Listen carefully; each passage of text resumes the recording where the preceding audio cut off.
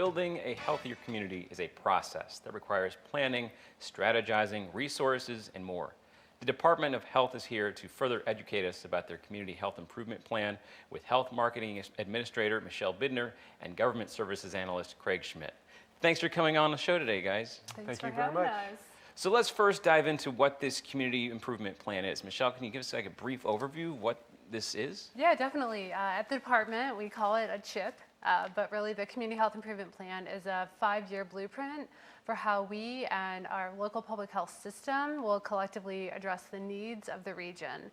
So the needs were identified over a year plus long process with a number of different partners, over 60 organizations. And through that process, we were able to identify some high priorities. We are exceptionally interested in improving the local public health system. We also want to focus on addressing those conditions where we live, learn, work, and play, and how those affect our health. And then also how to use a racial equity and health equity lens in all of our work. So with that strategizing and prioritizing, we were then able to really land on some health goals. So we have 8 different teams working on some key health goals in the region. And I can talk about those today. One of them being around chronic disease. And so we're focusing on food access. We're also looking at youth workforce development, the early childhood education system. And then the last priority for that is around the built environment. We're also focused on violence prevention as a public health issue. We don't want to leave out sexual health and well-being. Reflecting on our high STI rates in the region, and then maternal child family health, really looking at infant mortality reduction. And then last but not least, really improving access for folks to enter into primary care or specialty care through our safety net of hospital and clinic organizations, and then also behavioral health needs. That's a lot of stuff. Yeah. That is a large project. And you're an analyst. Yeah. Is that your job to get all that information? No. So it is a lot, but it's also exciting this time because we have St. Louis County as part of this with city, county departments of health, as well as our health systems. So BJC, SSM, and Mercy are all part of that as well. Has that been a tough trying to pull all that together?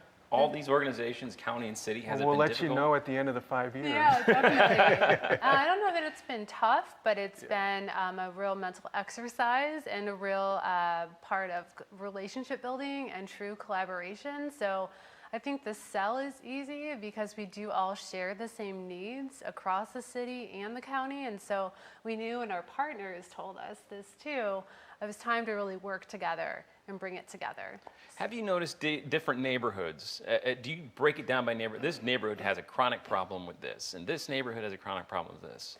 Yeah, we try to. We do our best to do that. That's how we really get to show whether there's a disparity or a difference in different neighborhoods. We look at the data, we can see where there's inequities. And not all data is collected at that small neighborhood level, but we'd love that to happen at some point. And so in those cases, we do go out and collect primary data where we talk to people on a one-to-one or in a group setting. And I know we focused a lot on that this time around, really focusing on getting to populations who are normally left out of the process for planning and strategizing. So what they call that disaggregation of data. So you may be able to tell a story about how well a community is doing, but that doesn't tell the whole story because some parts of that community might be doing better or worse than another part of the community. So it's important for us to do that. Yeah.